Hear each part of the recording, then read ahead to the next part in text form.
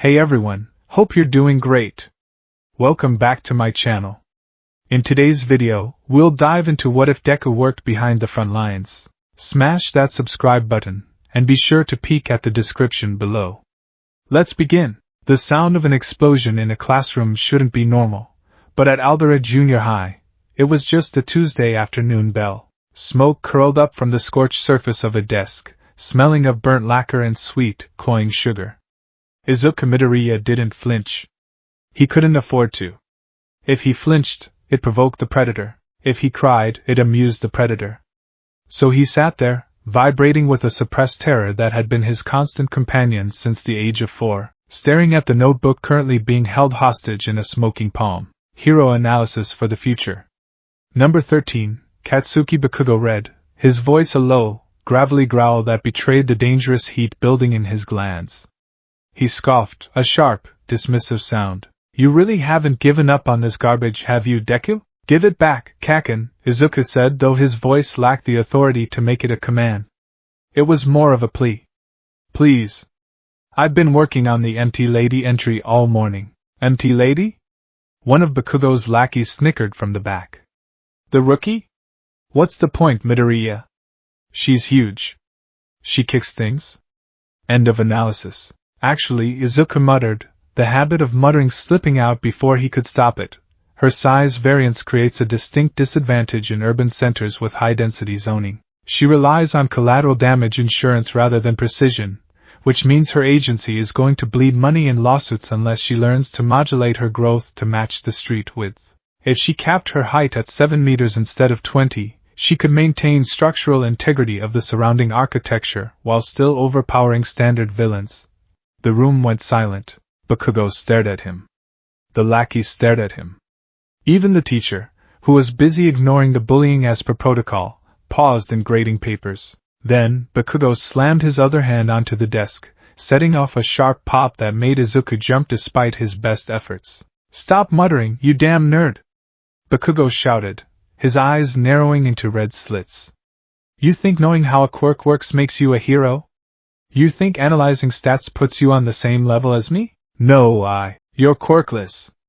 Bakugo roared, the word hitting Izuku harder than the explosion. You're a fandom. A stalker. You're nothing but a pebble on the side of the road waiting to be crushed. And yet you're applying to UA? The air in the room grew heavy. The secret was out. Izuku shrank into his shoulders. I just want to try. They got rid of the rule that says you have to have a quirk. It's theoretically possible. Bakugo didn't hit him. Instead, he did something worse. He sighed, a sound of utter disappointment, and tossed the notebook casually over his shoulder. It sailed through the open window. Izuku watched it go, his heart sinking with it. Don't apply, Deku, Bakugo said, his voice dropping to a chillingly calm register.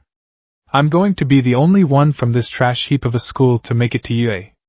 I'm going to surpass All Might. I don't need a pebble tripping me up during the exam. He walked to the door, his lackeys trailing behind him like hyenas. At the threshold, Bakugo stopped. He turned his head slightly, giving Izuku a side-eye that was devoid of their childhood friendship. If you want to be a hero that badly, there's a quick way to do it, Bakugo sneered. Believe that you'll be born with a quirk in the next life, and take a swan dive off the roof. Izuku froze. The cruelty of it, the casual suggestion of suicide, hung in the air long after Bakugo had left. Izuku sat there for a long time. His hands were shaking. He gripped the hem of his uniform trousers, his knuckles turning white. He doesn't mean it. He's just intense. He's amazing and I'm nothing. He stood up, legs feeling like lead, and walked out of the school. He went down to the courtyard, scanning the koi pond. There it was. His notebook. Hero analysis for the future. Number 13. It was bobbing in the water, the ink running, nibbled on by curious fish. Stupid fish, Izuku whispered, his voice cracking. That's not food. He fished it out, the pages sodden and heavy. He held it to his chest, disregarding the pond scum soaking into his uniform. Take a swan dive. Izuku looked up at the roof of the school.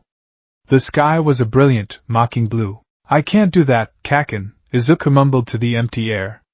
If I did that, and it turned out ghosts aren't real, I wouldn't even be able to watch you become number one. He turned and began the long walk home. He needed to dry the book out. He needed to salvage the data. Information was the only thing he had.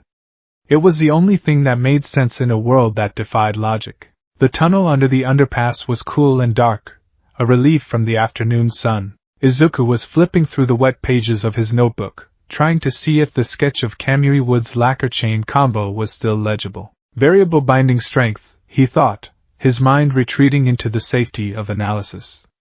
If he uses a cedarwood density against a fire-type villain, the combustion rate is too high. He needs a flame-retardant coating, maybe a synthetic resin spray integrated into his wrists. A sewer grate rattled behind him. Izuku didn't hear it over his own muttering. He didn't hear the wet, slithering sound of something massive emerging from the depths. A medium-sized invisibility cloak. A gurgling voice hissed. Izuku spun around, his eyes widening. A wall of sludge rose up before him. It was a chaotic, fluid mass of dark greens and browns, smelling of sewage and rot. Two manic eyes floated in the suspension, fixated on him with hungry intent. "You'll do nicely," the villain said. Before Izuku could scream, the sludge lunged. It forced its way down his throat, into his nose. It was suffocating, thick and oily. Izuku clawed at the fluid, but his fingers passed harmlessly through the liquid body. "I can't breathe. I can't breathe." "Don't struggle, kid. It'll only hurt for about 45 seconds, the villain whispered against his ear, or what felt like his ear. "I'm just hijacking your body to get out of town. Consider it a donation to the cause." Izuku's vision began to spot with white light. His lungs burned. Panic, primal and terrified, seized him. Is this it? Dying in a tunnel? No one knowing? "Mom will be all alone," he thrashed, his legs kicking uselessly. He tried to grab the villain's eyes, the only solid point, but the sludge shifted, moving the eyes out of reach. Fluid dynamics, his dying brain supplied unhelpfully. Amorphous solid. High viscosity. No leverage. The darkness was closing in. The edges of his vision turned black, and then, the manhole cover exploded. "Fear not," the voice boomed like a thunderclap, vibrating through the tunnel walls, through the sludge, through Izuku's very bones. "Why?" "Because I am here." A figure stood silhouetted in the entrance of the tunnel. Massive. Towering. A golden age of muscle and justice. The sludge villain shrieked. "All Might?" The figure blurred. It wasn't speed. It was teleportation via pure athletic force. Texas. Smash. The punch didn't even connect physically. The wind pressure alone was a hurricane. The air compressed and detonated, blasting the sludge apart. Izuku was ripped free from the villain's hold, the force of the wind tumbling him backward. He hit the ground, gasping, coughing up bile and slime. Air. Sweet, precious air. He looked up through tear-filled eyes to see the villain scattered across the tunnel walls, quivering in puddles. And standing there, bathed in the shaft of light from the manhole, was him, All Might. The hero scooped the villain's remains into 2 empty soda bottles with blinding speed. Then he turned to Izuku, a grin plastered on his face that seemed to defy the laws of physics. "Apologies, young man," All Might bellowed, giving a crisp salute.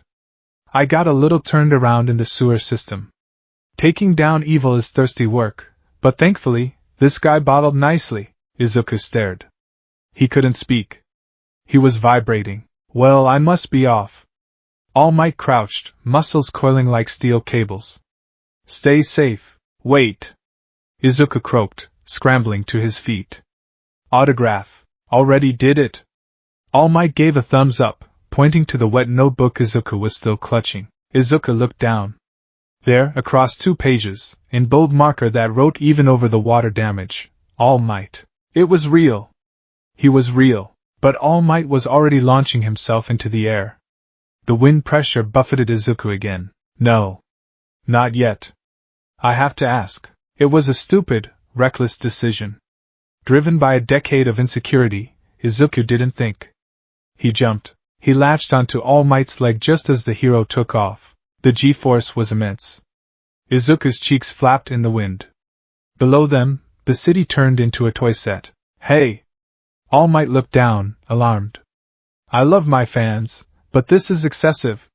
Let go! If I let go, I'll die! Izuku screamed, the wind tearing the words from his mouth. Oh. Right. They landed on a rooftop a few minutes later. Izuku collapsed, his legs jelly, his heart hammering a frantic rhythm against his ribs. That was very dangerous, All Might scolded, though his voice sounded strained. I really must go now. Time is of the essence. Wait. Izuku scrambled up. One question. Just one. All Might paused, his back to Izuku. Steam was beginning to rise from his massive shoulders. I have no quirk, Izuku blurted out. He squeezed his eyes shut. I've been bullied my whole life. Everyone says I can't do it. But I want to save people. I want to be like you. Can someone without a quirk be a hero like you? Silence. The wind whistled over the rooftop. Izuku opened his eyes. All Might wasn't there. In his place stood a skeletal man. Sunken eyes, sharp angles, messy hair, drowning in clothes that were 10 sizes too big. He coughed, and blood splattered onto his hand. All Might? Izuku shrieked. You deflated. Are you an imposter? The man sighed, sitting heavily on the ground. I assure you, I am All Might. He lifted his shirt, revealing a scar that looked like a tangled spiderweb of purple, knotted flesh on his side. It was hideous, a ruin of a torso. Izuku gasped, covering his mouth. 5 years ago, All Might said, his voice hollow. A villain did this. Half my respiratory organs were destroyed. I lost my whole stomach. I've wasted away from the surgeries. I can only do hero work for about 3 hours a day. The rest of the time, I look like this. 5 years ago? Izuku's mind raced. Toxic chainsaw? You know your stuff, All Might chuckled darkly. But no. A villain the world doesn't know about. I kept this hidden. The symbol of peace cannot be seen to be fragile. All Might looked Izuku in the eye. The blue irises were piercing, devoid of the cartoonish energy from before. They were the eyes of a man who had seen too much war. Pro-heroes are constantly risking their lives, All Might said softly. Some villains just can't be fought without powers. That's the reality. So, to answer your question, he looked away, toward the city skyline. I cannot, in good conscience, tell you that you can become a hero without a quirk. It's not just about heart, kid. It's about physics. It's about liability. If you rush in there with nothing but good intentions, you'll just be another victim the pros have to save. The words hit Izuku like physical blows. Harder than Bakugo's explosions. Because this wasn't malice. It was truth. It was the idol he worshipped telling him the math didn't add up. If you want to help people, All Might continued, standing up and wiping the blood from his mouth, there are other ways. Become a police officer. They get teased a lot because they just clean up after us, but it's a fine profession. He walked toward the stairwell door. It's good to dream, young man. But you have to make sure your dreams are attainable. The door clicked shut. Izuku was alone on the roof. The walk home was a blur. The sun was setting, casting long, bruised shadows across the city. Izuku felt hollowed out. The notebook in his hand felt like a brick of lead. Attainable. Just be a cop. Give up. He turned a corner, his feet dragging, and stopped. A crowd had gathered. Police tape was up. Heroes were shouting, and there were explosions.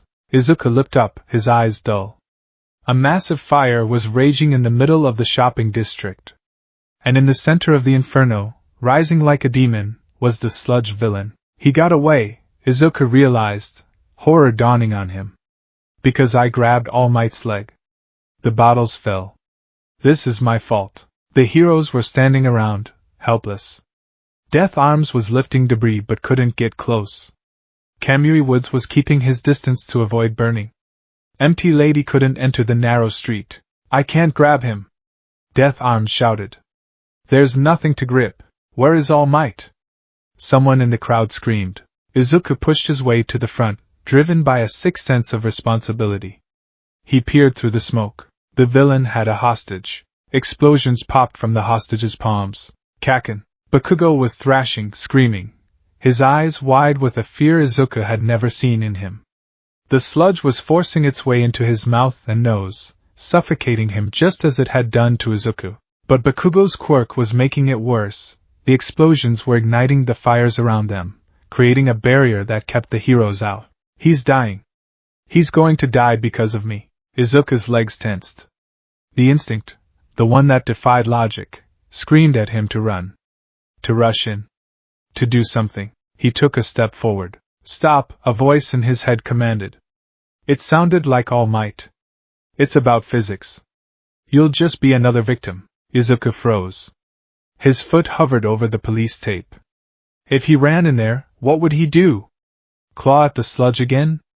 Die alongside Bakugo? Think, Izuku ordered himself. Don't just feel.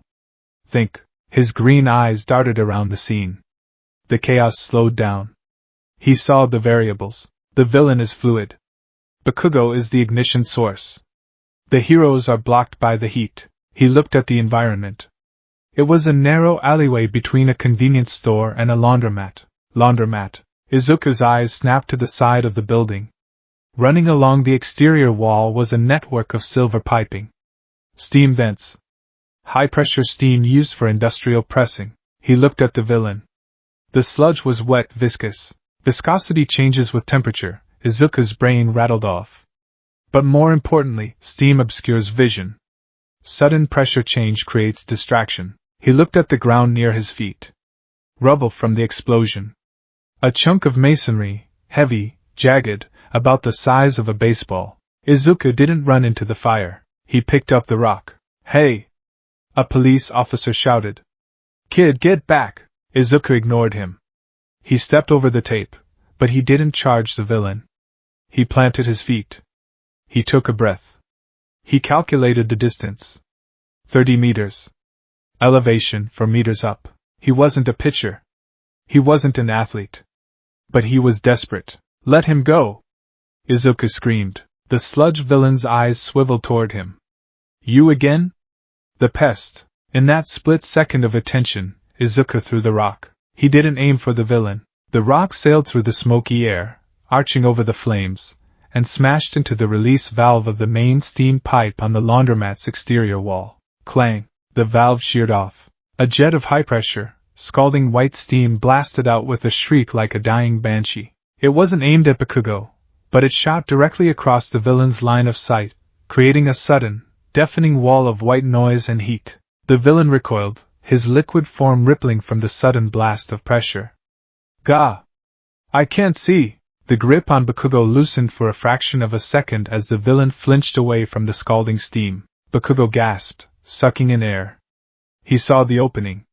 He didn't waste it. Die! Bakugo unleashed a massive explosion, directed not at the villain, but backward, using the recoil to launch himself out of the loosened grip.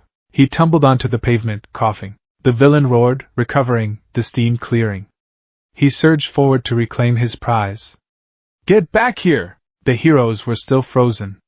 Izuku was standing there, his arms still outstretched from the throw. I didn't save him enough, Izuku thought, terror seizing him again. He's going to get caught again. And then, a blur, All Might appeared. Not the skeleton, but the Titan. He had pushed past his limit. Blood was trickling from his mouth, but his smile was furious. He grabbed Bakugo's arm with one hand and blocked the sludge with the other. I really am pathetic, All Might roared, his voice trembling with exertion. I told you to be realistic, and here I am, watching a quirkless boy teach me a lesson in tactics. He pulled back a fist. Detroit. Smash! The punch changed the weather. The updraft created a localized rainstorm. The sludge villain was obliterated, scattered into harmless droplets across 3 city blocks. The fires were snuffed out by the wind pressure. Silence fell over the street. Then, the cheering started. The lecture was brutal. You idiot! Kamui Wood scolded, pointing a wooden finger in Izuku's face. You could have gotten killed. Interfering with the crime scene? Throwing debris? There was a logic to it. Izuku tried to explain, but his voice was small. The steam valve. You got lucky. Death Arms crossed his arms. Leave it to the pros, kid. Meanwhile, Bakugo was being praised. That quirk is amazing. You held out so long. You're a natural. Izuku stood there, taking the scolding, feeling the familiar weight of inadequacy. He bowed, apologized, and walked away as soon as they let him go. He walked slowly. The adrenaline was fading, leaving him shaking. I didn't run in, he thought. I didn't punch him. I threw a rock. I used the environment. Deku! Izuku turned. Bakugo was running after him. He looked furious, as usual. I didn't ask for your help. Bakugo panted, stopping a few feet away. I was fine. You didn't save me. You're a quirkless failure who threw a rock and missed. Don't look down on me. He spun on his heel and stomped off. Izuku blinked. He's welcoming me to stay out of his way? That's almost nice for Kaken. I am here. Izuku jumped out of his skin. All Might slid out from around a corner in a heroic pose, then instantly puffed into a cloud of steam, reverting to his skeletal form. He coughed up an alarming amount of blood. All Might. Are you okay? I'm fine, the hero wheezed, wiping his mouth. Kid. We need to talk. Izuku looked down at his shoes. I know. I'm sorry. I interfered. I know I don't have a quirk. I know I should just be a policeman. Is that what you think happened back there? All Might asked quietly. Izuku looked up. All Might wasn't smiling. He was looking at Izuku with a strange intensity. The top heroes, All Might said, leaning against the wall, all have stories about their bodies moving before they could think. But today, you didn't just move. You stopped. You looked. All Might pointed a bony finger at Izuku's head. I saw you. You hesitated. But then you saw the steam pipe. You calculated the angle. You created a diversion that allowed young Bakugo to breathe, which allowed him to escape. The other heroes? They were looking at the villain's power. You were looking at the villain's weakness. Izuku felt tears pricking his eyes. But I didn't defeat him. No, All Might agreed. You didn't. You can't punch a mountain into dust, kid. That's the truth I told you on the roof. Without power, you cannot be the shield that holds back the darkness. Izuku's shoulders slumped. However, All Might continued, his voice firming up. Every shield needs a handle. Every sword needs a smith. Every army needs a general. He walked closer to Izuku. I watched you analyze that situation in seconds. You weaponized the laundromat. You saved that boy not with muscle, but with information. That notebook of yours?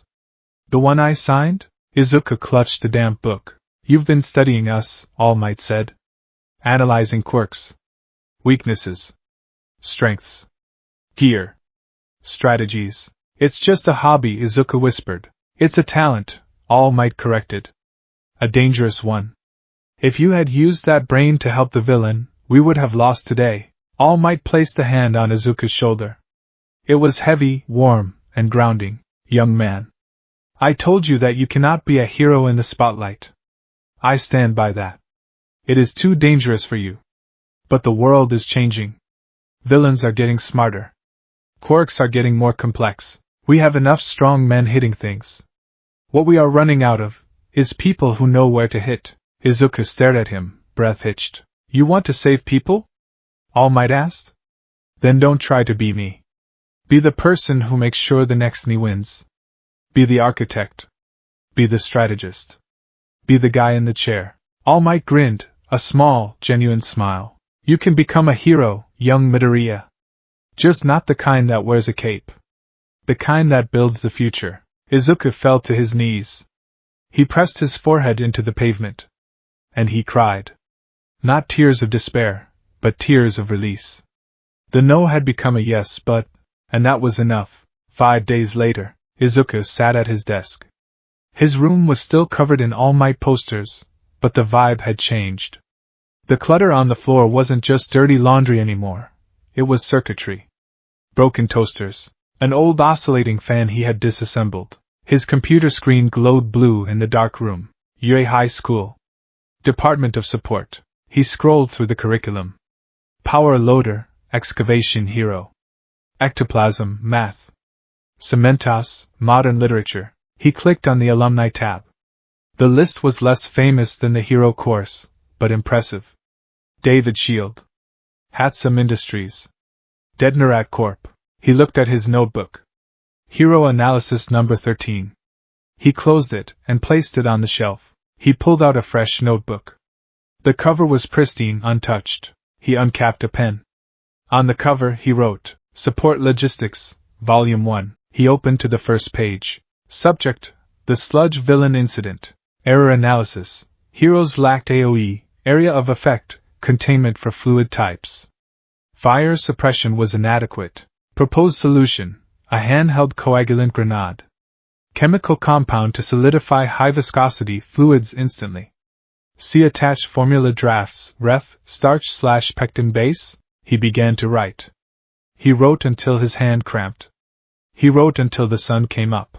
10 months later, the morning of the exam, Dagoba Municipal Beach Park was clean, well cleaner. It wasn't sparkling. Izuku hadn't hauled away the trash to clean the beach. He had hauled it away to use it. Over the last 10 months, Izuku hadn't run miles or lifted weights until he puked. He had learned to weld. He had learned Python and C. He had learned the tensile strength of carbon fiber versus titanium alloy. He had spent hours online in forums with names like Gearheads and Quirk Theory, trading schematics with anonymous users. He stood at the entrance to UA High School. The building was intimidating, a massive glass fortress of H-shaped towers. Students were streaming in.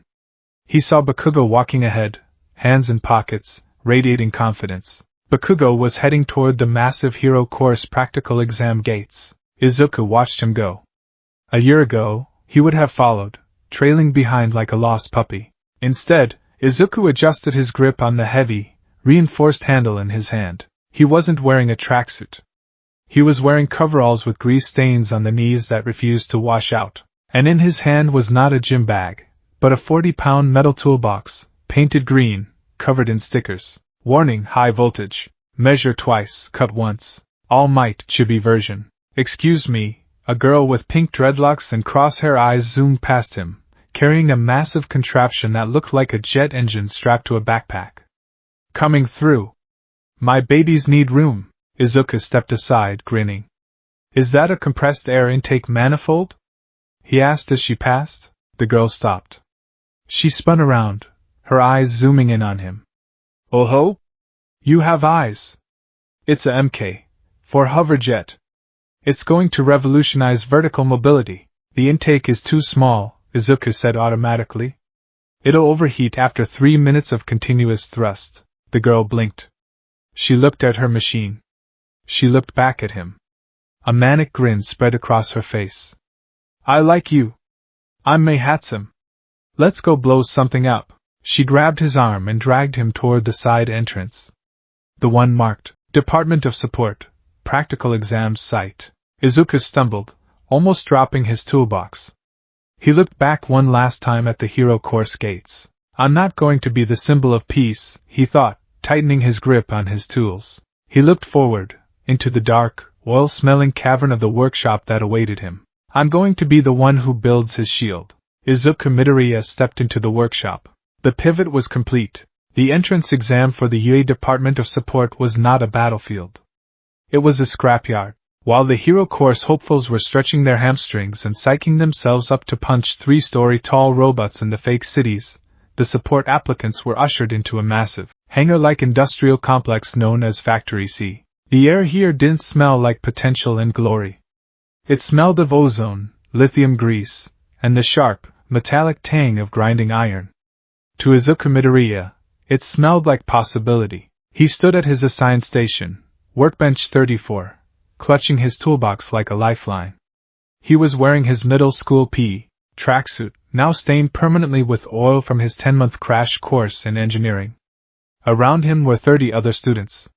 Some looked like they had been building computers since they were in diapers. Others, like the girl with pink dreadlocks 3 benches over, were vibrating with a manic energy that suggested they had consumed nothing but caffeine and rocket fuel for breakfast. Attention, applicants! The voice came from a speaker system that sounded surprisingly crisp. A short, blocky hero wearing a yellow excavator helmet and large gauntlets walked onto a raised platform overlooking the factory floor. I am the excavation hero, Power Loader, the teacher announced. I am the head of the support course. You have 3 hours. Your task is simple. The floor in the center of the room opened up. A massive conveyor belt rose, dumping a chaotic pile of debris onto the concrete. It was a mess: shattered drone parts, fused circuit boards, twisted hydraulic pistons, and cracked optical sensors. This is the graveyard of the Hero Course entrance exam simulations from the last 5 years, Power Loader explained. We don't waste materials at UA. Your objective is to salvage, repair, or repurpose. You must present a functional device by the end of the time limit. We aren't looking for pretty. We are looking for functional and innovative. Begin! A buzzer sounded. Pandemonium erupted. Students rushed the pile. There was shouting, shoving, and the clattering of metal. Izuku didn't move. He stood at his bench, eyes scanning the pile from a distance. Analysis first. Action second. Most students were grabbing the biggest things they could find: propulsion jets, large armor plates. They were trying to build weapons. They wanted to impress the judges with firepower. Izuku's eyes locked onto something smaller. It was a crushed servomotor unit from a one-pointer villain bot, tangled in a mess of copper wiring and a shattered localized radar dish. The one-pointers are designed for speed, Izuku thought. Their servos have high torque but low durability. The radar dish is a proximity sensor. He walked calmly to the pile, weaving through the chaos. He picked up the servo, the radar dish, and a handful of battery cells that others had discarded because the casings were dented. He returned to his bench. I can't build a weapon, Izuku told himself. I don't know enough about ballistics yet. But I know about information. He opened his toolbox. He took out a soldering iron, a multimeter, and a set of precision screwdrivers. For the next 2 hours, the world disappeared. There was only the circuit board. He stripped the wires. He bypassed the burnout fuses on the servo. He cannibalized the battery cells, rewiring them in a parallel series to increase the amperage output, sacrificing longevity for a burst of power. Coming through. Hot. Hot. Hot. Izuku ducked instinctively as the pink-haired girl sprinted past his station carrying a welding torch that was currently spewing a 3-foot flame.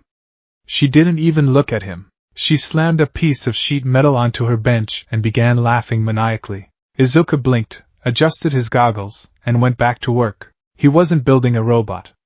He was building a tool. He attached the proximity sensor to the servo. He mounted the entire assembly onto a makeshift frame, made from a discarded drone strut. He wired the output to a small LCD screen he had salvaged from a broken calculator. The heroes need to know what's around the corner, he thought. All Might is fast, but he can't see through walls. If I can create a localized sonar ping using the radar dish. 30 minutes remaining. Power Loader's voice boomed. Izuku's hands were steady. He was soldering the final connection. It was ugly. It looked like a Frankenstein creation of wires and duct tape. But when he flipped the switch, the tiny green light hummed to life. Done, he whispered. The presentation, the grading process was intense.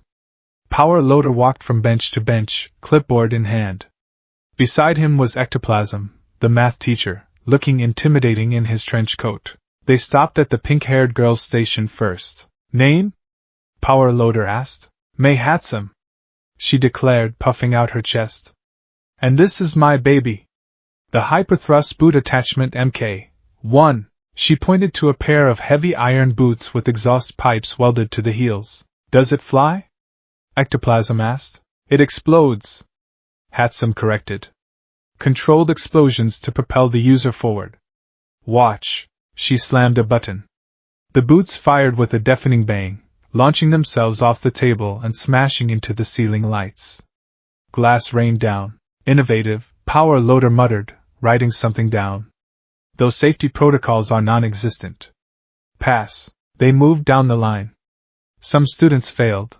Their devices didn't turn on, or fell apart. Finally, they reached workbench 34. Name? Izuku Midoriya. Izuku squeaked, then cleared his throat. Midoriya. Sir. Power Loader looked at the device on the table. It was small. Unassuming. Compared to Hatsum's jet boots or the guy next to him who built a flamethrower, it looked like trash. What is it? Power Loader asked, tapping his pen against the clipboard. It's a, Variable frequency sonar mapper, Izuku explained. He flipped the switch. The servo whirred, spinning the radar dish rapidly. On the tiny calculator screen, a series of pixelated dots appeared. I repurposed the one-pointer's proximity sensor, Izuku said, his voice gaining strength as he slipped into analysis mode. Most support gear focuses on offense or defense, but I realized that in a hostage situation or a collapsed building scenario, information is the most critical resource. This device emits a high-frequency sound wave, outside human hearing, that bounces off solid surfaces. It maps the room density. He pointed to the screen. Those dots? That's you, sir. And that heavier cluster is ectoplasm sensei, probably due to the density of his prosthetic legs. Ectoplasm leaned in, his glowing eyes narrowing. You calibrated a villain bot's targeting system to distinguish material density? Yes, sir. I had to overclock the processor, so it only has a battery life of about 12 minutes. But that's usually the critical window for initial breach in a raid. Power Loader stared at the device. Then he looked at Izuku. You didn't build a weapon, Power Loader stated. No, sir. Why? Izuku thought back to the sludge villain. He thought about All Might's deflated form. He thought about the heroes standing around, unable to act because they didn't know the variables. Because heroes can punch hard enough on their own, Izuku said quietly. They don't need help hitting things. They need help seeing what they're hitting so they don't get hurt. Power Loader held his gaze for a long moment. Under the helmet, it was impossible to read his expression. Finally, he scribbled something on his clipboard. He circled it twice. Interesting perspective, Midoriya. Next, the letter. 1 week later, the Midoriya apartment was thick with tension. Inko Midoriya was pacing back and forth in the kitchen, radiating anxiety so potent it was almost telekinetic. I should have made katsudon, she mumbled. Or maybe red bean rice? No, that's for celebrating. What if it's a rejection? I should have made comfort soup. Mom, please, Izuku said, sitting at the dining table. He was staring at the envelope. It was white, sealed with the red wax seal of UA High. You're vibrating the silverware. I can't help it. My baby is going to be an engineer. Or not. Oh, the pressure. Izuku took a deep breath. He picked up the letter. He tore the seal. A small metal disc slid out and clattered onto the table. BZZZT. A hologram projected into the air. It wasn't All Might. It was a small, white creature, a mouse, or a bear, or a dog, wearing a suit and tie. Principal Nizu. Greetings, Mr. Midoriya. The high-pitched voice chirped. The principal? Inko gasped. Is that bad? Is it so bad the principal has to do it personally? Sure. Izuku leaned in. We at UE pride ourselves on looking for potential in all forms, Nizu continued, his black eyes glinting in the projection. Your written exam scores for the general education requirements were exemplary, top of the bracket. In mathematics and physics, you scored 98%. Izuku's hands clenched his knees. Okay. Good start. However, the support course requires more than just book smarts. It requires vision. The image on the hologram shifted. It showed footage from the exam. It showed Izuku's crude sonar device. Power Loader tells me you didn't build a flashier gun, Nizu said. You built a scanner. You prioritized tactical awareness over raw output. In the interview portion, you submitted a schematic for a recoil-dampening gauntlet meant to aid heroes with self-harming quirks. Izuku nodded. He had drawn that with All Might in mind, thinking about how to contain the backlash of One for All if a regular human used it. We see thousands of students who want to make big explosions, Nizu said. We see very few who think about the consequences of those explosions. The projection zoomed in on Nizu's face. UA is a hero school. But heroism isn't just about the person in the cape. It is about the infrastructure that supports them. Izuku Midoriya, you have a rare talent. You see the board, not just the pieces. You pass. The words hung in the air. Welcome to UA High School, Department of Support, Class 1H. The hologram faded. Inko burst into tears. You did it! You're going to UA. You're going to be safe and build things. Izuku stared at the empty space where the hologram had been. A smile, slow and genuine, spread across his face. He wasn't going to be All Might. He knew that now, but he was going to UA. Yeah, Mom, he whispered, picking up the metal disc. I did it. Orientation day. The UA uniform looked good on him, even if the blazer felt a little stiff. But unlike the Hero Course students, who wore their uniforms with pristine pride, the Support Course students were given an addendum to the dress code. Note: work overalls are permitted and encouraged during workshop hours. Izuku walked through the massive halls of UA, clutching a map. The building was a labyrinth. He passed the giant door marked 1A. He paused for a second. He could hear shouting inside. It sounded like Bakugo. He felt a pang in his chest, a ghost of an old dream, but he pushed it down. He turned left, down a corridor that smelled progressively more like hot metal and sawdust. He found the door. 1H. It was a heavy, reinforced blast door. It was currently half open. Duck! Izuku dropped to the floor instantly. Boom! A projectile flew over his head and embedded itself in the lockers across the hall. It was a spring-loaded boxing glove. Damn it! A familiar voice shouted. The tension spring is still too high. It needs more recoil absorption. Izuku looked up from the floor. Standing on top of a desk in the middle of the classroom was Mei Hatsum. She was wearing steampunk goggles and a grin that bordered on psychotic. Hatsum! A voice barked from the front of the room. Get off the desk.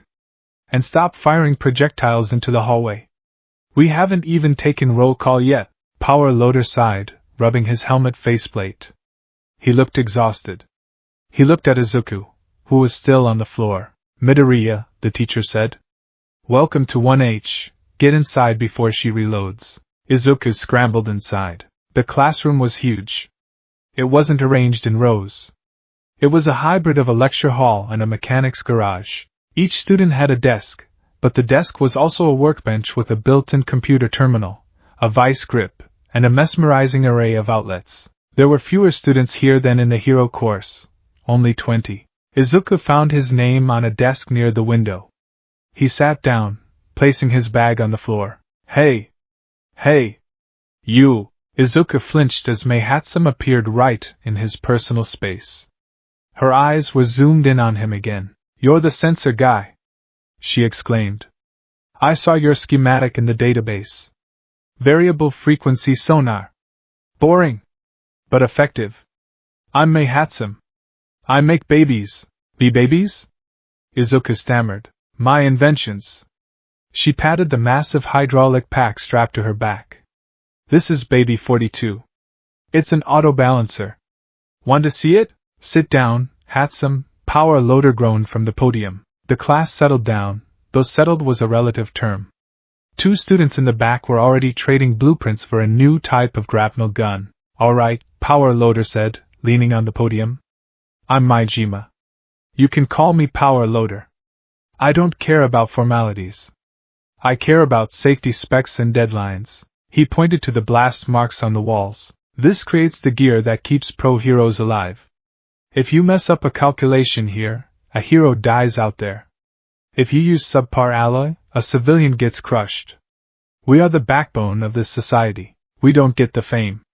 We don't get the interviews. We get the grease and the late nights. He scanned the room. But without us, All Might is just a really strong guy who would be naked and blind.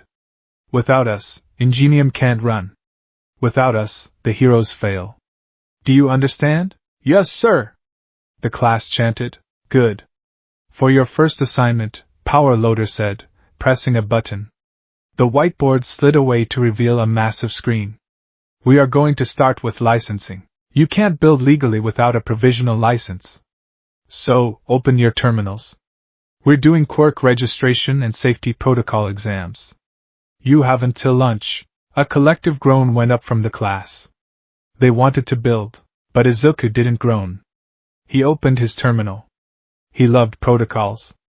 Protocols were just rules, and rules could be analyzed. Hey, sensor guy, Mei whispered, leaning over from the desk next to him. You're good at math, right? Calculate the drag coefficient on this airfoil for me while I do this boring legal stuff. She slid a napkin with a drawing on it onto his desk. Izuku looked at it. It was a design for a drone wing. The angle of attack is too steep, Izuku whispered back, pulling out a pen. If you curve the leading edge by 4 degrees, you'll reduce drag by 12%. Mei's eyes widened. Oh ho? You speak my language, she grinned. It was a terrifying, beautiful expression of shared obsession. We're going to get along just fine, Sensor Guy. The window. Lunchtime. The cafeteria was crowded. Izuku sat with Mei, who was currently disassembling her food tray to see how it was manufactured, and a quiet boy named Kanuto, who had a quirk that let him mold clay like steel. I'm telling you, Mei was saying, waving a spoon. If Lunch Rush automated the serving arm, he could increase throughput by 400%, but the food would lose its soul, Kanuto argued softly. Izuku wasn't listening. He was looking across the cafeteria. Table 4. Class 1A. Ida was chopping the air with his hand. Uraraka was laughing. And Bakugo was sitting there, scowling at his curry like it had personally offended him. They looked shiny. Like they were already celebrities. Midoriya? Mei poked him in the cheek. You're staring. It's creepy. Stop it. Sorry, Izuku mumbled. I know some of them. Hero Course. Mei scoffed. Show ponies. They break my babies. I give them a perfectly good hydraulic bracer, and they smash it into a wall. No respect for craftsmanship. They have a quirk assessment test this afternoon, Izuku said, remembering the schedule he had memorized, hacked, from the school's server. Aizawa-sensei is running it. Eraserhead? Mei blinked. The underground hero? Isn't he the one who expelled an entire class last year? Izuku froze.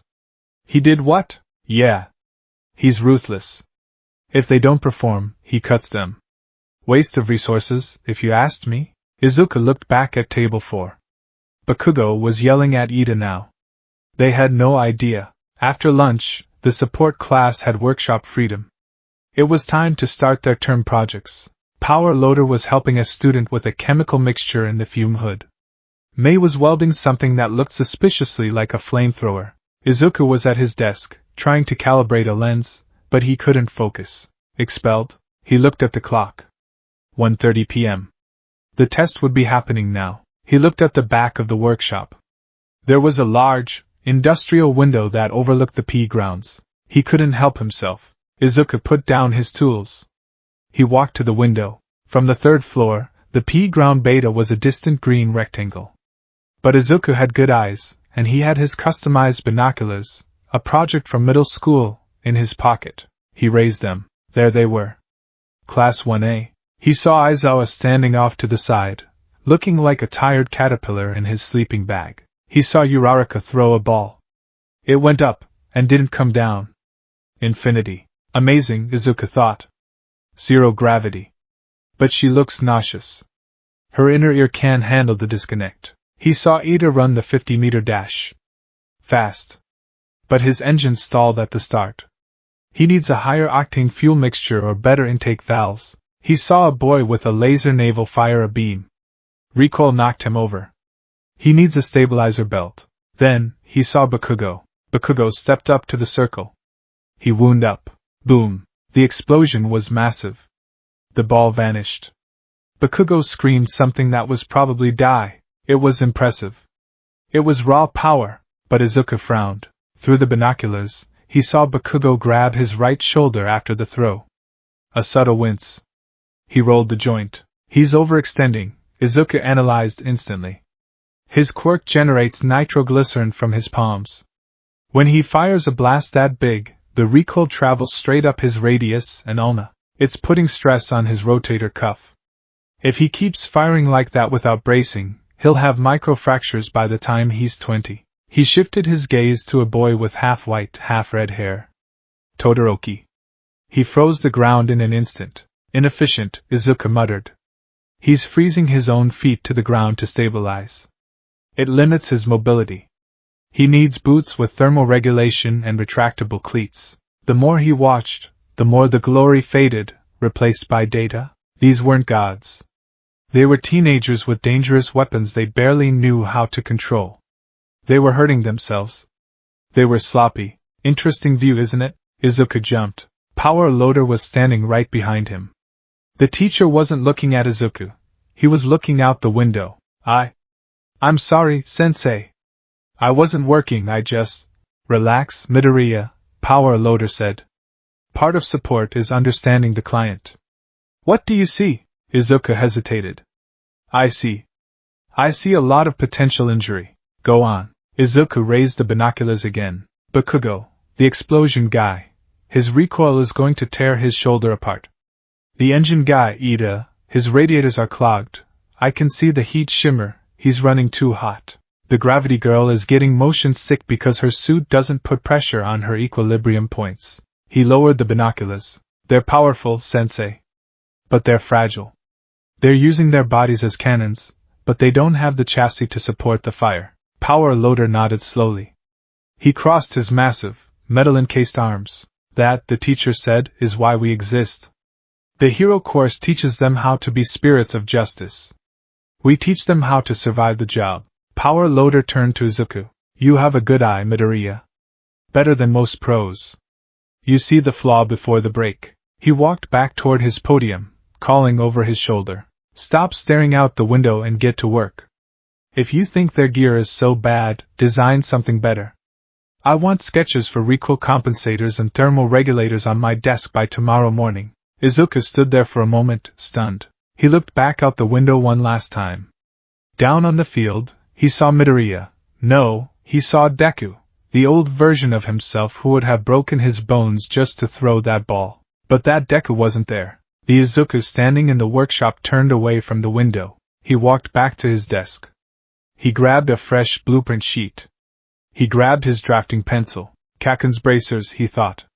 They need to store the sweat, yes, but they need to act as a shock absorber. Like a piston, he began to draw. The lines were crisp. The math was solid. The jealousy was gone, replaced by a new, burning purpose. I can fix them, Izuku thought as the graphite flew across the paper. I can make them better. Handsome! Izuku shouted over the noise of a drill. I need the specs on that high-impact foam you were talking about. Coming right up, sensor guy. Grease, gears, and explosions. This was his world now. And Izuku Midoriya was just getting started. The workshop, technically designated as Development Studio 1H, had a heartbeat. It wasn't a biological rhythm, but a mechanical one, the rhythmic thrum-thrum-thrum of the heavy ventilation fans, the high-pitched whir of pneumatic drills, and the intermittent, bass-heavy thud of something heavy being dropped on concrete. For Izuku Midoriya, this cacophony was becoming more comforting than silence. Silence meant time to think, and thinking often led to spiraling about his past. The noise meant work. And work meant safety. Midoriya! Heads up! Izuku didn't look up from his circuit board. He simply leaned 4 inches to the left. A projectile, a spring-loaded grappling hook aimed by a sleep-deprived student named Tatsuya, whizzed past his ear and embedded itself into the corkboard wall behind him with a resonant thwack. Calibrate your tension spring, Tatsuya. Izuku called out, his soldering iron never wavering from the delicate microchip. You're pulling to the right. Check the alignment on the barrel assembly. Thanks, Midoriya. Tatsuya shouted back. This was the new normal. It had been 2 weeks since school started, and Class 1H had already established a hierarchy. It wasn't based on physical strength or quirk power. It was based on who could stop things from exploding when they weren't supposed to. Izuku, thanks to his obsessive note-taking and muttering habit, which turned out to be excellent for debugging code aloud, had inadvertently become the class's unofficial troubleshooter. Sensor guy, Mei Hatsum slid her chair across the concrete floor, crashing into Izuku's desk.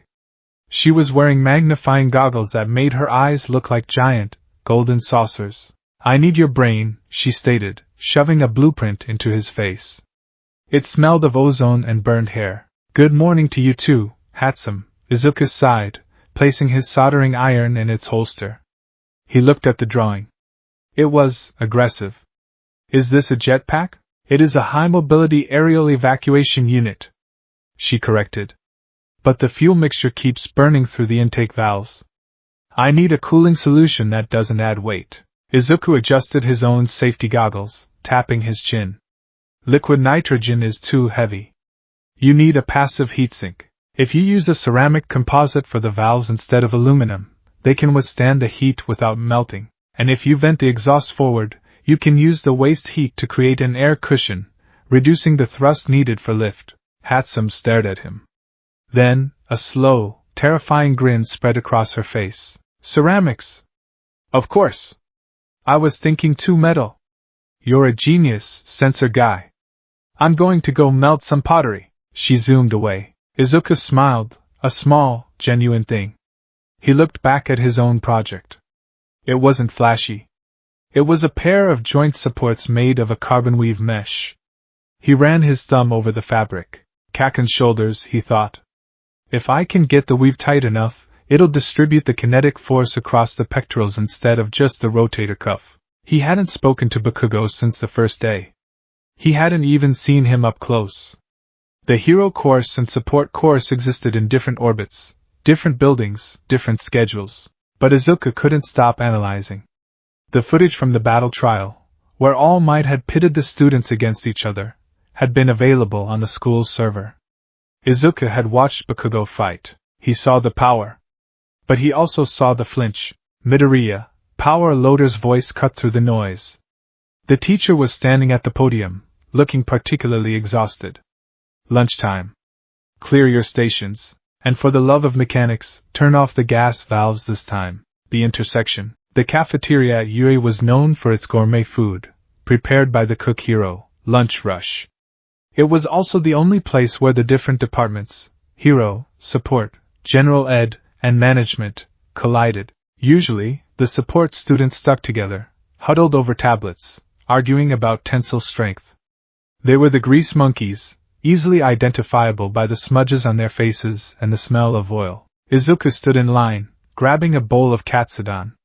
He was wiping a smudge of grease from his cheek when he heard a familiar voice. It is truly nutritious. Rice is the fuel of justice. Izuku froze.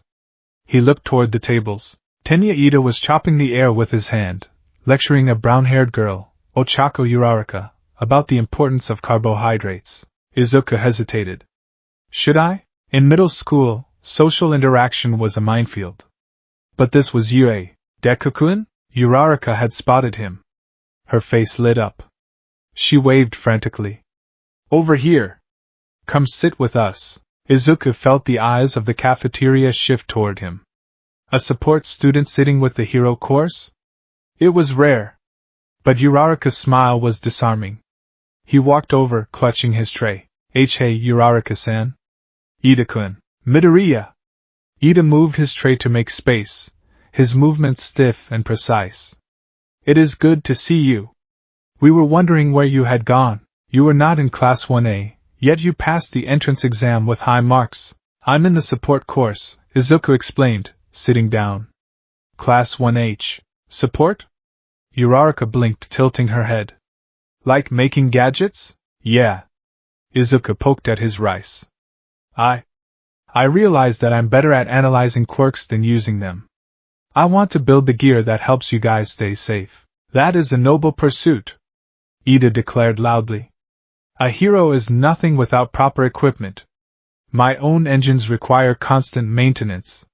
I have the utmost respect for the logistics division. That's so cool, Deku-kun. Uraraka beamed. So you're like a secret genius? I bet you're building giant robots. Well, not giant, Izuku blushed. Mostly sensor arrays and joint supports right now. But, DKU, the name wasn't spoken. It was detonated. The cafeteria went silent. The air pressure seemed to drop. Izuku stiffened. He didn't need to turn around to know who it was. The smell of nitroglycerin, sweet and burnt, wafted over him. Katsuki Bakugo stood at the end of the table. He was trembling, his hands clenched into fists, small sparks popping against his palms. His red eyes were wide with a mixture of confusion and unadulterated rage. Keikaken, Izuku stammered, gripping his chopsticks. What the hell are you doing here? Bakugo growled, his voice low and dangerous. I checked the 1A roster. I checked 1B. You weren't there. I thought you finally got the message and quit. I thought you were gone. He slammed his hand onto the table. Uraraka's soup jumped. So why the hell are you sitting here eating katsudon in a U uniform? Did you bribe your way in? General Ed? The loser's bracket? Bakugo-kun. Ida stood up, his chair scraping loudly. That is inappropriate behavior. Midoriya is a student of the support course. He earned his place here just as we did. Support? Bakugo repeated the word like it was poison. He looked at Izuku, really looked at him, noticing the oil stains on his cuffs, the safety goggles hanging around his neck. Bakugo let out a harsh, incredulous laugh. Support? You! The quirkless wonder is going to fix my gear? Bakugo leaned in, his face inches from Izuku's. Is that it? You couldn't be a hero, so you decided to hang around like a parasite, trying to ride my coattails? Watching me from the sidelines because you can't stand that I'm better than you. That's not it, Izuku said quietly. Don't lie to me. Bakugo shouted, drawing the attention of the teacher's table. You've always looked down on me. Analyzing me. Writing in those creepy notebooks. You think you're so smart, don't you? You think because you can read a book you're on my level? I don't think I'm on your level, Kaken. Izuku stood up. His legs were shaking, but his voice wasn't. The cafeteria watched, breathless. I know I'm not, Izuku said, meeting Bakugo's gaze. You're strong. You're incredible. You have the best combat sense I've ever seen. Bakugo flinched, confused by the praise. But your bracers are garbage, Izuku said flatly. Bakugo froze. Ha! Izuku's eyes lost their fear and took on the cold, hard gleam of an engineer. I saw the battle trial, Izuku said, pointing at Bakugo's arms. You're generating large-scale explosions, but you aren't bracing your stance. The recoil travels up your arm. I saw you wince after the third blast against Uraraka. Your current gauntlets are just storage tanks. They have no shock absorption. If you keep fighting like that, you'll have hairline fractures in your humerus by the time you're 18. You'll be retired by 25. Silence. Absolute silence. Even the pro-heroes at the head table were listening. You're inefficient, Izuku stated, the word cutting deeper than any insult. You're wasting energy. You're hurting yourself. And if you're hurt, you can't win. I'm not looking down on you, Kaken. I'm looking at the math. And the math says you're going to break. Bakugo's face went through a spectrum of colors, red, purple, white. His pride, his absolute certainty in his own perfection, had just been dismantled in front of the entire school by the boy he called a pebble. You! Bakugo's hands began to smoke. You damn nerd. I'll kill you! He lunged. Suddenly, a white scarf shot out from nowhere, wrapping around Bakugo's torso and yanking him back. At the same moment, a massive metal claw clamped onto Bakugo's shoulder. That's enough, Aizawa's tired voice droned as he held the capture tape. Behavior unbecoming of a UE student, Power Loader added, standing behind Bakugo in his excavator rig. Stand down, Bakugo. Bakugo struggled against the restraints, breathing heavily. He glared at Izuku with pure, unadulterated hatred. You think you know me? Bakugo spat. You don't know anything. Stay away from me, Deku. If I see you in the workshop, I'll blow it sky high. Detention, Aizawa said dryly. Let's go. As Bakugo was dragged away, fuming, Izuku sank back into his chair. His adrenaline crashed. He put his head in his hands. Oh my God, he whispered. I just told Kaken he was inefficient. That. Uraraka stared at him, wide-eyed. That was amazing. You stood up to him. I'm going to die, Izuku moaned into his hands. He's going to murder me. He raised valid points regarding structural integrity, Ida noted, adjusting his glasses. Midoriya-kun, if you have time, could you perhaps look at my radiator vents? They have been rattling. The principal's office. 2 hours later, Izuku was summoned. He expected to be expelled. He had caused a scene. He had provoked a hero course student. But when he walked into the office, Principal Nizu was pouring tea. Aizawa was sitting on the sofa, looking asleep. Power Loader was standing by the window. Sit down, Mr. Midoriya. Nizu chirped. Tea? It's a chamomile blend. Good for the nerves. I'm sorry. Izuku blurted out, bowing deeply. I didn't mean to cause trouble. Kaken.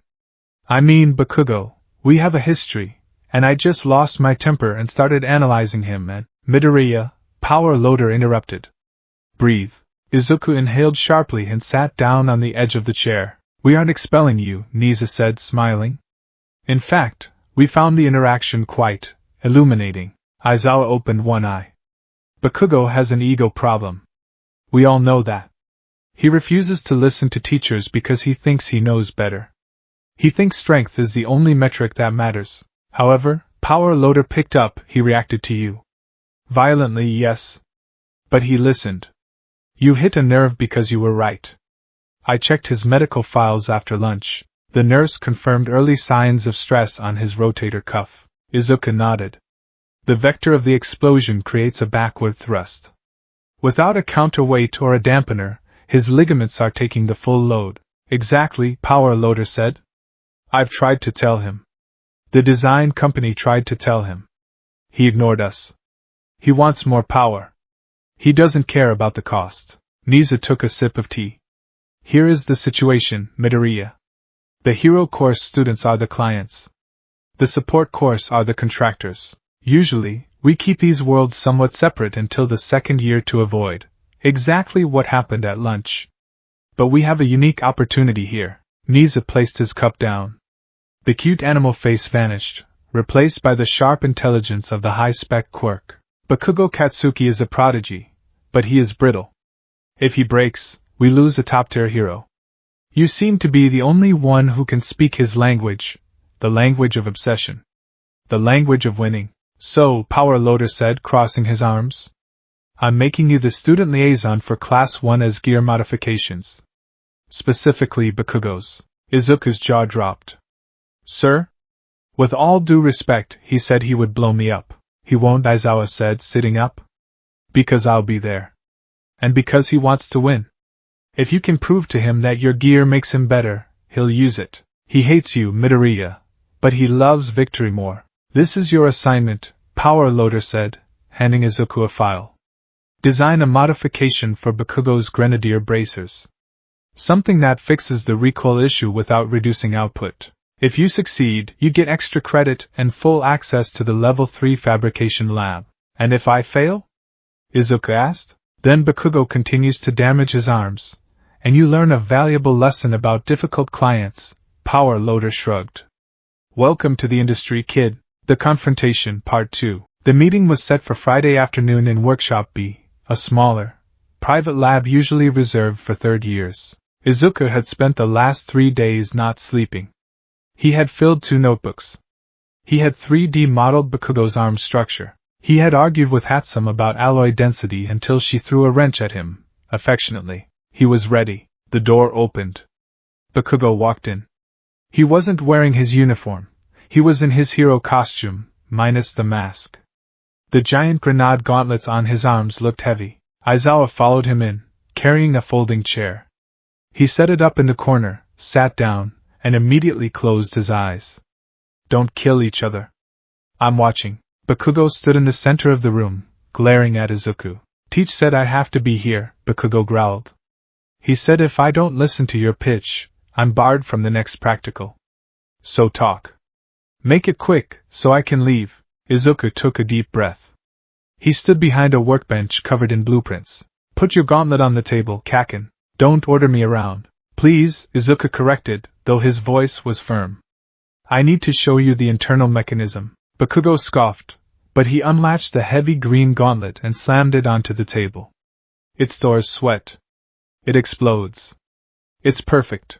It's a bucket, Izuku said. Bakugo's eye twitched. It's a high-tech bucket, Izuku amended, picking up a screwdriver. Look here. He pointed to the firing pin mechanism.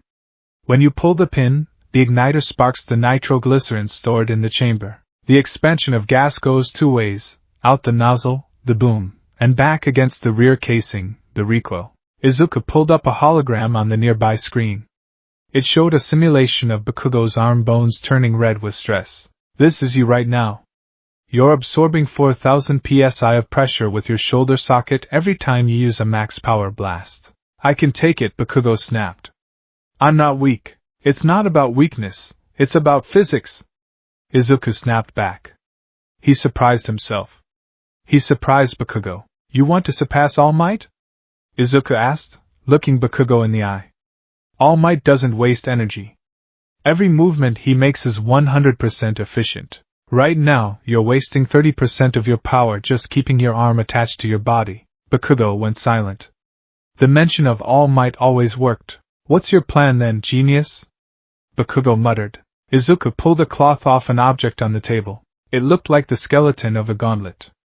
It was sleek black, made of a carbon fiber weave with hydraulic pistons running along the sides. The variable output recoil dampener, Izuku introduced. I don't want to change your gauntlets. I want to put this under them. It's an interface layer. He picked it up. It works like a car's suspension. When the gauntlet fires, these pistons compress, absorbing the backward force. They store that kinetic energy for a split second, then release it forward to assist your next movement. It turns the recoil into a reload mechanism. Izuku hesitated, then added the clincher. My calculations show it will reduce stress on your shoulder by 60%. And it will increase your explosive output by 15% because you won't be subconsciously holding back to protect your joints. Bakugo stared at the device. He looked at the diagram. He looked at Izuku. The silence stretched for an agonizing minute. Aizawa was peeking through one eye. Give it here, Bakugo demanded. Izuku handed him the prototype. Bakugo slipped it over his arm. It hissed as it tightened, molding to his muscle. It feels tight, Bakugo complained. It's supposed to. Put the gauntlet over it. Bakugo slid the heavy grenade gauntlet over the new sleeve. It clicked into place. We need to test it, Bakugo said, a feral grin starting to form. Live fire. The test, ground beta. They moved to the training ground. Cementos had erected a massive concrete wall, 3 meters thick. Hit it, Aizawa ordered from a safe distance. Max power. Bakugo stood 20 meters from the wall. He raised his right arm. He looked at the gauntlet. He looked at Izuku, who was standing behind a blast shield holding a tablet. If this blows my arm off, Deku, I'll haunt you, Bakugo warned. Trust the math, Kaken, Izuku whispered to himself. Bakugo took a stance. He grinned. He pulled the pin. Die. Boom. The explosion was monumental. It was significantly larger than anything he had produced in the battle trial. A pillar of fire erupted, consuming the concrete wall. The shockwave knocked Izuku back a step even behind the shield. Dust and smoke filled the air. When it cleared, the wall was gone. There wasn't even rubble. Just a crater. Bakugo stood there, smoke curling from his gauntlet. He didn't move. Kaken? Izuku called out, worry spiking. Are you okay? Did it hurt? Bakugo looked at his arm. He rotated his shoulder. He swung it in a circle. It didn't hurt, Bakugo whispered. The shock in his voice was genuine. Usually, a blast that size would leave his arm numb for 10 minutes. Now? He felt a dull throb, but nothing more. He looked at the destruction. The range was longer. The heat was more intense. He turned slowly to look at Izuku. Izuku flinched, expecting an insult. Bakugo walked over. He stopped 3 feet away. The smell of burnt sugar was overwhelming. 15%? Bakugo asked. Yes. Theoretically. The data says. It felt like 20, Bakugo interrupted. He looked down at the interface sleeve visible under his gauntlet. He grit his teeth. His pride was warring with his ambition. He hated that Deku was the one who did this. He hated that the pebble helped him climb the mountain. But the mountain was all that mattered. Fine, Bakugo spat the word out like it tasted bad. It works. It's not trash. Izuku let out a breath he had been holding for 3 days. Oh, thank God. But don't get cocky. Bakugo pointed an explosive finger in Izuku's face. You're just the pit crew. I'm the driver. You just keep the car running, you got that?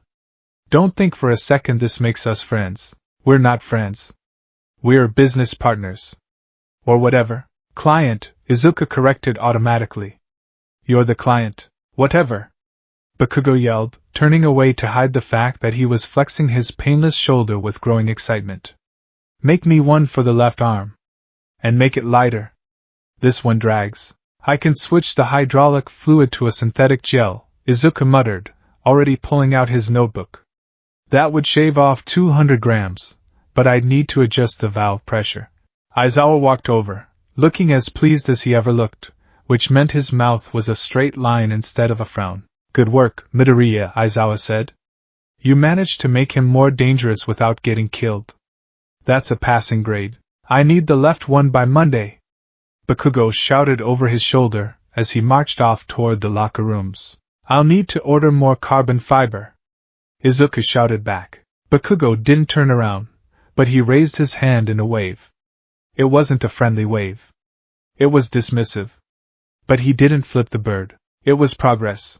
Izuku stood in the middle of ground beta, clutching his tablet. He watched the smoke clear from the crater. He had always wanted to save people with a smile. But looking at the sheer destructive power he had just optimized, he realized something. Sometimes, saving people meant making sure the hero could punch the villain harder than the villain could punch back. Izuku looked down at his hands that were stained with grease, scarred from soldering burns, and trembling with adrenaline. I did this, he thought.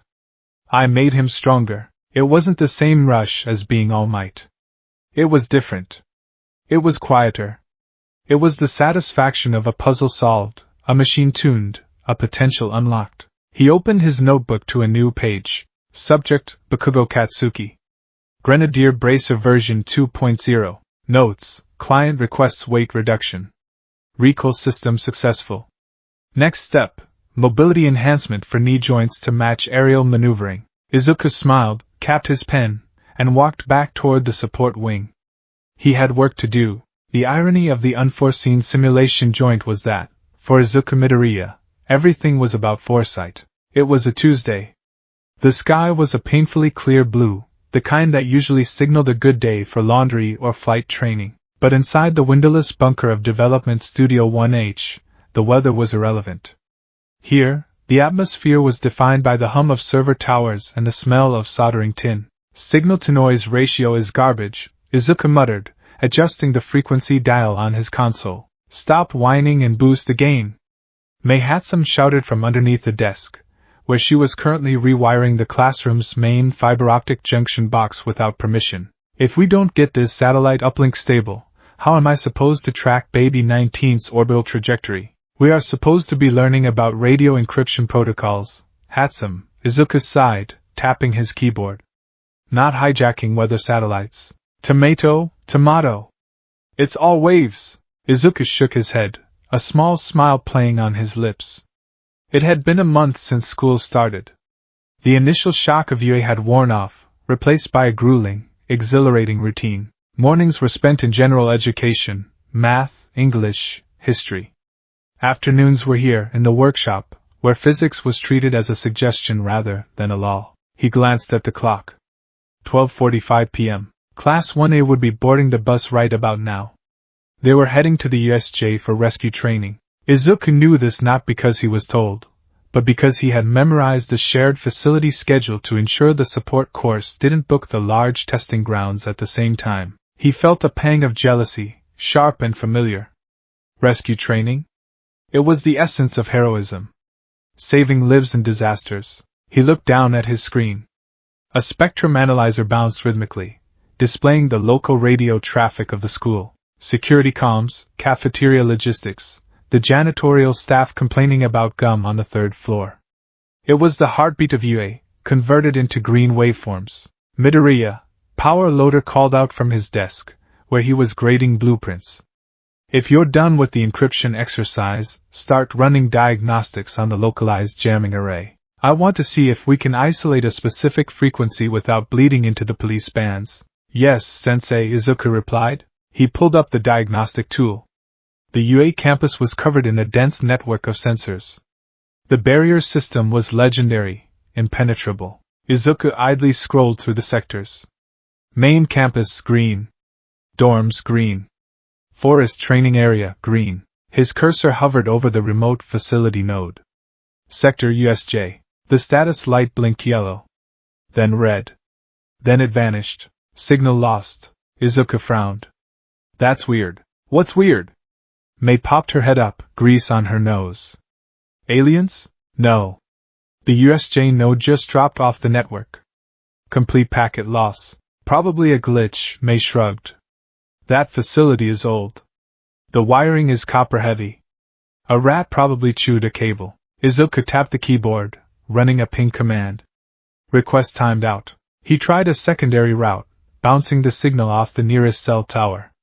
Request timed out. It's not just the hard line, Izuku murmured. His heart rate kicked up a notch. The wireless backups are down too. All of them. GPS, cellular, UA intranet.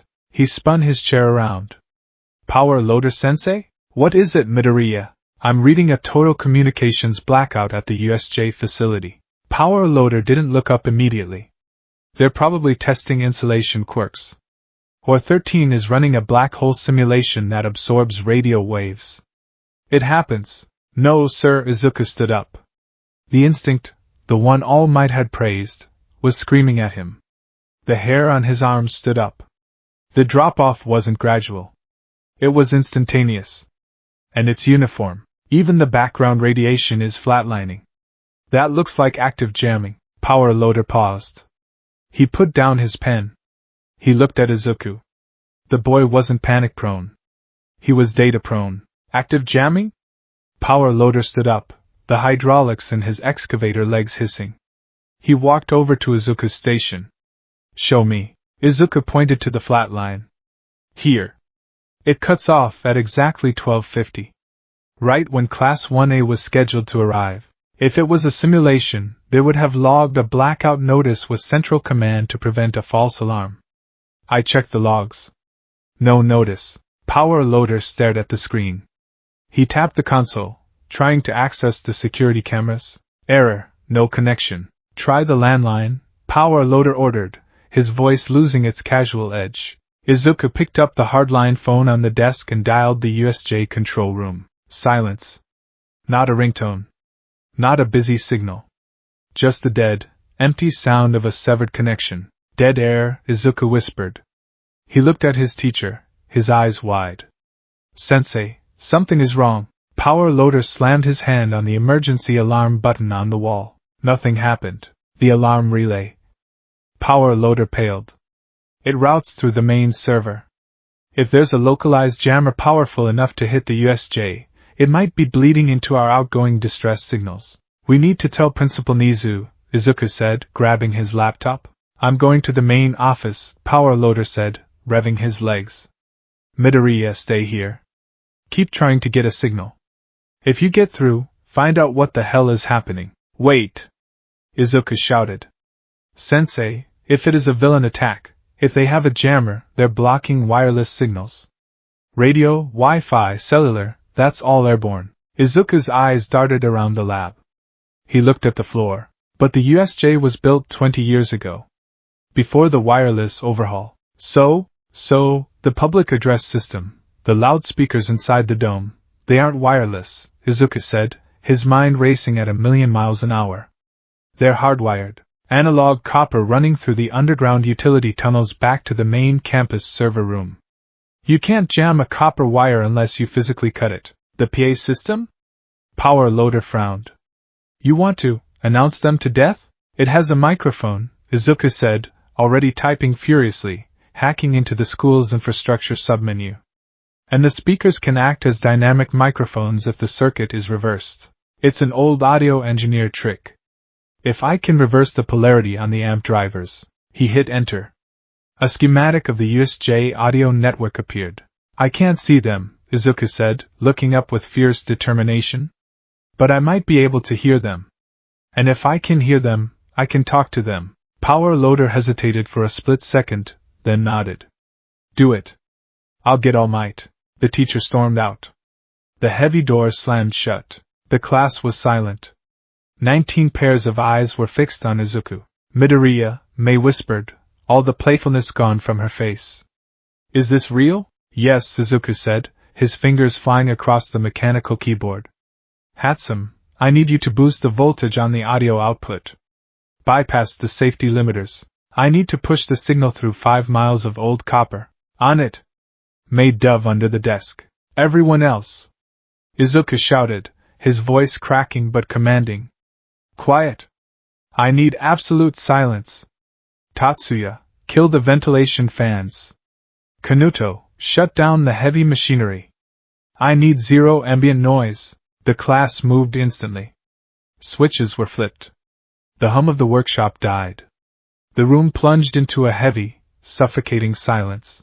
Izuku put on his heavy-duty noise-canceling headphones. He stared at the screen. A single, thin line represented the audio feed from the USJ PA system, reversing polarity in 3, 2, 1. He pressed the key. Static. A wall of white noise hit his ears, loud and harsh. He winced, adjusting the filters. Come on! Come on! He adjusted the equalizer, scrubbing out the low-frequency hum of the building's power grid. And then, he heard it, screaming. It was faint, tinny, and distorted, sounding like it was coming from the bottom of a well. But it was unmistakable. Sensei! Look out! Can't stop them. Too many. Crack. The sound of breaking stone. Izuku's blood ran cold. I'm in, he whispered. They're fighting. The Oracle. Inside the USJ, chaos reigned. Aizawa was a blur of motion, his capture scarf whipping through the air as he fought dozens of villains in the central plaza. But he was tired. His eyes were dry, and the massive, bird-brained creature, the Nomu, was waiting. Up on the stairs, 13 was down. The black mist villain, Kurojiri, blocked the exit. No signal! Kaminari screamed, tapping his headset frantically. My quirk is being jammed too. I can't get a message out. We're trapped, Jiro muttered, her earphone jacks plugged into the ground. I can hear them coming from everywhere. The shipwreck zone, the landslide zone, they're everywhere. Suddenly, a screech of feedback tore through the air. Every speaker in the massive dome, on the walls, on the ceiling, in the fake lamp posts, shrieked simultaneously. Villains covered their ears. Aizawa flinched, missing a beat. Then a voice. It wasn't the calm, recorded voice of a drill instructor. It was urgent. Yum. And incredibly loud. Testing. 1, 2. Can anyone hear me? Aizawa's head snapped up. He knew that voice. This is Yui Control. Izuku Midoriya speaking. We have detected a hostile incursion. Deku? Bakugo, who was currently blasting a villain in the face near the ruins zone, froze. The nerd is on the PA? Back in the lab, Izuku was pressing the headphones so hard against his ears his knuckles were white. He was staring at a digital map of the USJ on one screen, and the audio waveform on the other. He couldn't see. He was blind.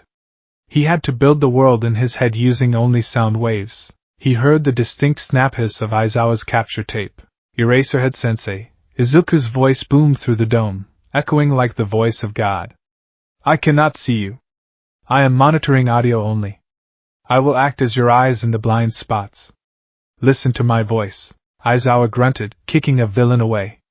Midoriya? You're on the line? Affirmative. Sensors indicate a massive cluster of hostiles at the central plaza. Eraserhead, audio analysis suggests 3 villains flanking your left. Heavy footsteps. Mutant type. Aizawa didn't question it. He ducked left. A massive fist slammed into the space where his head had been a second ago. Aizawa spun, capturing the villain. It worked. Help is on the way, Izuku announced. All Might has been alerted. ETA unknown. Hold the line. Midoriya! It was Ida's voice, faint, picked up by a speaker near the entrance. We cannot get out. The mist villain has cut off the exit. Izuku scrutinized the audio feed. He adjusted the sliders to isolate Ida's sector. Idekiyuen.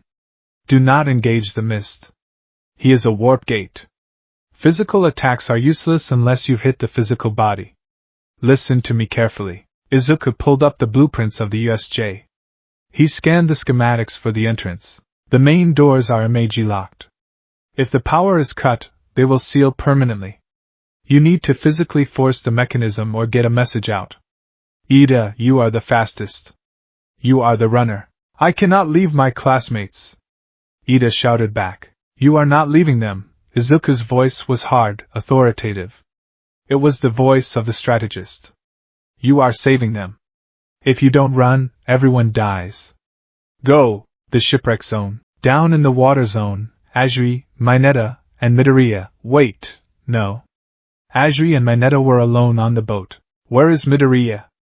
Mineta whimpered. He's usually the one with the plans. He's in the sky, Ajri croaked, pointing up at the speakers. Attention shipwreck zone, Izuku's voice crackled. He had heard the water splashing. He knew someone was there. If you are trapped on the boat, do not enter the water. Villains are aquatic types. However, aquatic villains are susceptible to shockwaves. Shockwaves? Ajri tilted her head. If anyone there has a high-impact quirk, aim for the water surface, not the villains. Hydrostatic shock will incapacitate them. If you have electricity, even better. We don't have electricity, Mineta cried. We just have balls and a frog, but Ajri smiled. Shockwaves? Ribbit. Mineta, throw your sticky balls into the water. Trap them together. Midoriya-chan is amazing, Ajri noted as she prepared to kick. He's fighting with us from miles away. The architects struggle. In the lab, Izuku was sweating profusely. His brain was overclocking. Hatsum, boost the gain on Sector 4. I can barely hear the fire zone. The copper is melting, Midoriya. Mei yelled back, holding a fire extinguisher ready near the server rack. We're pushing too much voltage. Hold it together. Izuku closed his eyes. He focused. The cacophony was overwhelming. Screams, explosions, water, fire. He had to filter it. He had to be the CPU. He heard a low, menacing rumble in the central plaza. It didn't sound like a man. It sounded like a landslide. Thud. Thud. Thud. Eraserhead, Izuku shouted into the mic. Target inbound. 12 o'clock. Massive density. Audio signature does not match human respiration. It sounds like multiple heartbeats? In the plaza, Aizawa froze. The Noma stood before him. Multiple heartbeats? Aizawa whispered. The Noma moved faster than sound. Aizawa's goggles shattered. He was slammed into the concrete. Sensei! Izuku screamed, hearing the sickening crunch. Panic flared. He was useless. He was just a voice in a box. He couldn't jump in. He couldn't catch him. No. Stop. Analyze. Izuku forced his breathing to steady. Class 1A, Izuku broadcasted, his voice trembling but loud. Eraserhead is compromised. I repeat, Eraserhead is down. Defensive formation beta. Regroup at the entrance. Do not engage the big one. I repeat, do not engage the bioweapon. Shut up, Deku! Bakugo's voice roared over the speakers as he blasted into the plaza. I'm not running! Kaken, stop! Izuku slammed his fist on the desk. It absorbed the impact of a 100% smash earlier. I heard the acoustic dampening. Your explosions won't hurt it. It has shock absorption. You need to sever the tendons or suffocate it. Blunt force is useless, Bakugo faltered mid-air. Shock absorption? If Deku hadn't said that, Bakugo would have opened with a right hook. Instead, he twisted, blasting himself sideways to avoid the Noma's grasp. The air pressure from the Noma's punch obliterated the spot where Bakugo had just been. Bakugo landed, sweating. He was right. That would have killed me. Information is ammo, Bakugo muttered, remembering the nerd's lecture. The escape. Ida! Uraraka screamed. Go! Ida was sprinting toward the heavy steel doors. Kurogyri materialized in front of him. I cannot let you pass. Midoriya-kun! Ida shouted to the ceiling. The path is blocked. In the lab, Izuku's eyes snapped to the fire suppression system controls. The mist has a physical body, Izuku muttered. He needs to see to warp. Obscure the vision. Ida, 3 seconds. Keep running straight. Do not flinch. Izuku typed the command code. Override Halon discharge. Now! A massive hiss erupted from the ceiling vents above the entrance. A cloud of thick, white fire-suppressant gas blasted down, right on top of Kurogyri. Gah! The mist villain recoiled, his warp gate destabilizing as the gas blinded his physical sensors. The path cleared for a split second. Ida burst through the mist, his engines roaring. He hit the door. It was locked. It won't open. Izuku looked at the door lock schematic. It was a fail-safe maglock. He couldn't open it without a keycard, unless Hatsum. The speakers near the entrance. Can we overload them? We can blow them. May shouted. Do it. Send a feedback loop to the entrance quadrant. Maximum decibels. May cranked the dial to 11. Screech. A sonic boom of feedback exploded from the speakers directly above the door. The vibration was so intense it shook the steel frame. The magnetic seal flickered, disrupted by the sonic resonance. The light on the lock turned from red to orange. Kick it, Tenya! Izuku screamed. Ida spun, torquing his engines to the red line. Recipro burst. He slammed his armored leg into the flickering door. With a groan of tearing metal, the lock shattered. The doors flew open. Sunlight poured in. Ida tumbled out onto the grass, rolling, and immediately pulled out his phone. The signal bars returned instantly outside the jamming zone. This is Class 1A President Tenya Ida. Villain attack at USJ. We need backup immediately. The arrival. Inside the lab, Izuku slumped back in his chair. He made it. Midoriya. May pointed at the screen. The connection is failing. The overload blew half the circuits. The audio feed was becoming garbage. Static. Pops. But through the noise, Izuku heard something else. A crash. The doors blowing off their hinges. And then, a voice that didn't need a microphone. I am here. Izuku let out a sob. He hadn't realized he was crying. All Might. He listened as the battle turned. He heard the terrifying clash of All Might versus the Noma. The shockwaves were causing the microphone diaphragms to clip, resulting in pure distortion. Plus, Ultra, a final, thunderous boom. Then, the audio feed went dead. The line cut. Izuku sat in the silence of the workshop. The only sound was the whir of the cooling fans on the servers. His hands were shaking so badly he couldn't type. Did we win? Tatsuya asked from the back of the room, his voice small. Izuku stared at the black screen. I think so. The door to the workshop burst open. Principal Niza stood there, flanked by Midnight and Snipe. Midoriya! Niza called out, unusually serious. Izuku stood up, knocking his chair over. Principal. The USJ. I hacked the system. I know it was against protocol, but, quiet, Niza said. He walked over to Izuku. Izuku braced himself for expulsion. He had unauthorized access to school systems. He had damaged equipment. Niza climbed up onto the desk. He looked at the fried console. He looked at Izuku's tear-stained face. Power Loader told us everything on the way to the command center, Niza said. Because of your alert, All Might arrived 3 minutes earlier than he would have. Because of your guidance, Ida escaped to call for reinforcements. Nizu extended a small paw. You acted as command and control in a crisis situation.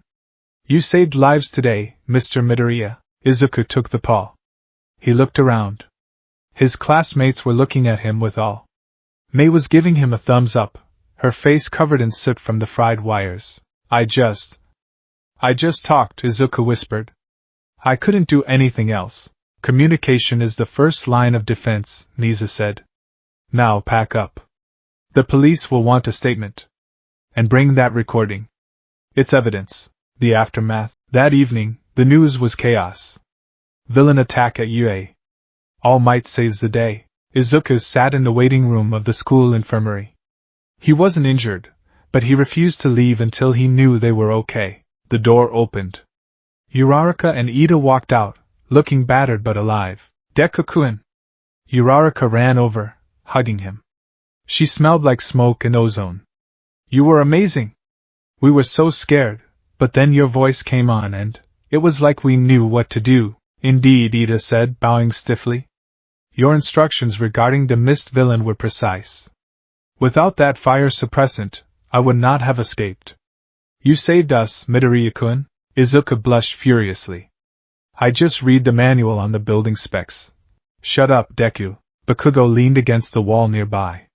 His arm was in a sling, not from the recoil, but from the Noma's impact.